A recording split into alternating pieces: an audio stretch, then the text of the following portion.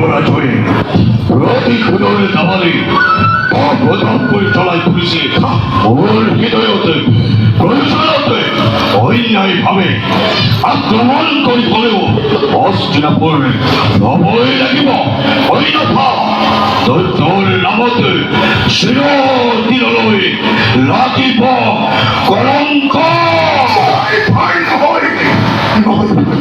সেই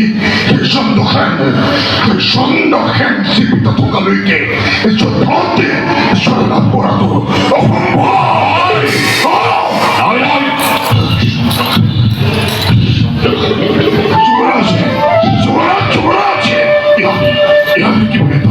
উচিত পৰামৰ্শ আপুনি দিয়ক যুৱৰাজ দিয়ক। শান্ত হওক তেজৰ শান্ত হওক।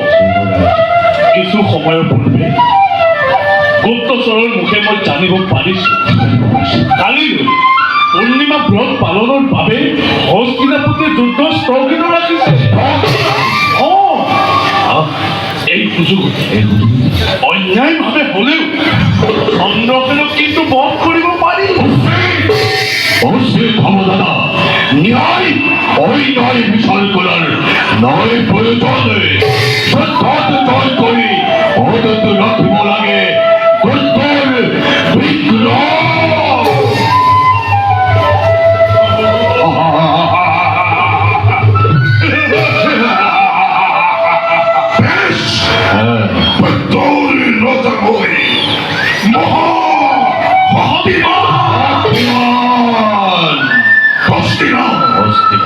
জয় কৰি বড় বিঞ্চমোহে ৰাখি মতকে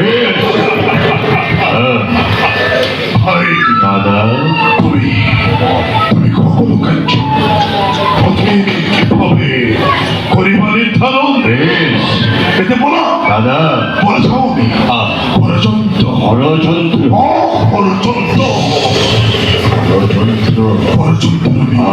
কৰিম গৈ বিশ্লেষণ।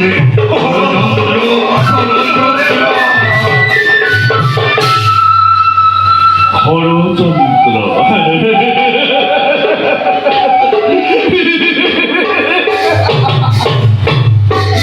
মূৰ্খ দৈত্য, তহঁতে যিমান ষড়যন্ত্ৰ কৰিছ এই সকলোবোৰ কৰিৰ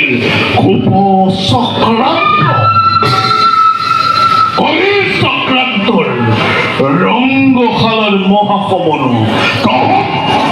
কেৱল একোজন সৈন্য এই অদৃশ্য মহাসমনৰ মহানায়ক কেৱল কলি।